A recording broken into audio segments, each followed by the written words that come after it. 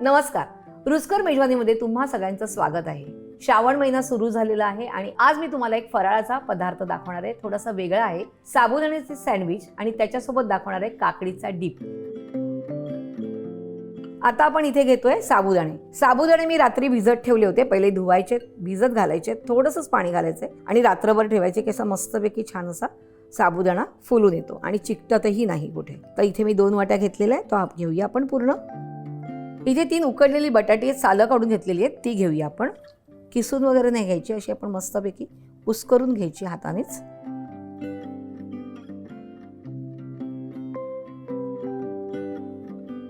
3 tablespoon दाण्याचा कूट, शेंगदाणे भाजायचे आणि मिक्सरमधनं क्रश करायचे।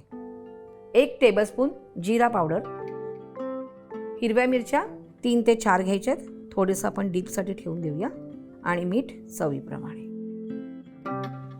आता हे सगळं मिक्स करायचंय।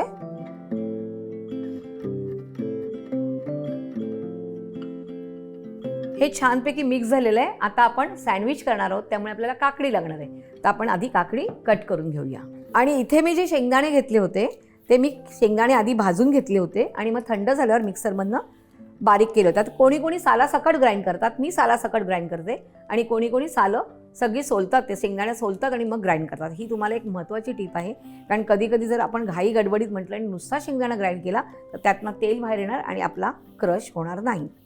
काकडी सोलून झालेली आहे, आता आपण ही कट करूया आणि आधी चाखून बघायची। आणि चाखल्यावर जर तुम्हाला कडवट लागली, आधी मी खाते, ही काकडी कडवट नाहीये, पण जर कडवट असेल तर आपण ही जो कापलेला जो असतो तो ह्याच्यावर घासून घ्यायचा, म्हणजे कडवटपणा निघून जातो। काकडी कट करून घेऊया। आपल्याला चकत्या करायच्यात काकडीच्या आणि डीपसाठी मी नंतर काकडी किसून घेणार आहे। आता आपण सँडविच करायला घेऊया। इथे मी टोस्टर घेतलेला आहे, गॅसवरचा आहे तो, त्याला असं ओपन करूया। इथे थोडंसं तेल लावून घेऊया आपण, दोन्ही साईडला लावायचं आहे तेल, म्हणजे चिकटू नये म्हणून। आता आपण हे एका साईडला सगळं घालून घेऊया। हे जे सारण मी बनवलेलं आहे ते भरपूर घ्यायचं आहे। आणि बघा इथे मी तेल लावलेलं आहे। जर तुम्हाला तूप हवं असेल तर तुम्ही तूपही लावू शकतात, कारण कोणाकोणाकडे कसं असतं ना की तूप वापरतात उपासाला, पण आमच्या घरी तेल वापरतात।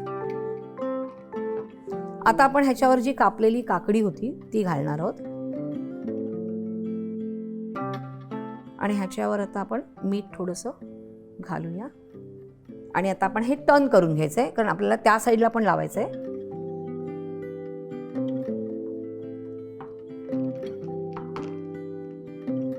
आता आपण हे बंद करूया, आपण गॅसवर ठेवूया आणि सँडविच आपल्याला दोन्ही साईडने भाजून घ्यायचं आहे व्यवस्थित।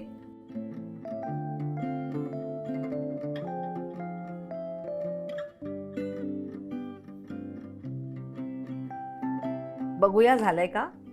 येस, मस्तपैकी झालेलं आहे। आपण दुसरीकडनंही बघूया झालंय का? छानपैकी झालेलं आहे। आता आपण हे काढून घेऊया।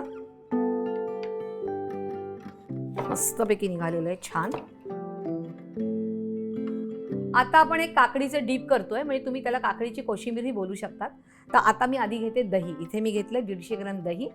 हे छानपैकी फेटून घेऊया, म्हणजे स्मूथ करून घ्यायचे आपल्याला छान। आता हे छान मिक्स झालेलं आहे। ह्यात आपण आता काकडी किसून घ्यायची आहे। एक काकडी घ्यायची आहे, ह्याचं मी साल काढून घेतलेलं आहे ऑलरेडी। काकडी किसून झालेली आहे। आता ह्यात घालूया 2 टेबलस्पून दाण्याचं कूट, 1 हिरवी मिरची बारीक चिरलेली आणि मीठ चवीप्रमाणे। आता हे सगळं मिक्स करायचं आहे आपण। काकडीची दह्यातील कोशिंबीर तयार आहे, म्हणजेच काकडीचा डीप तयार आहे।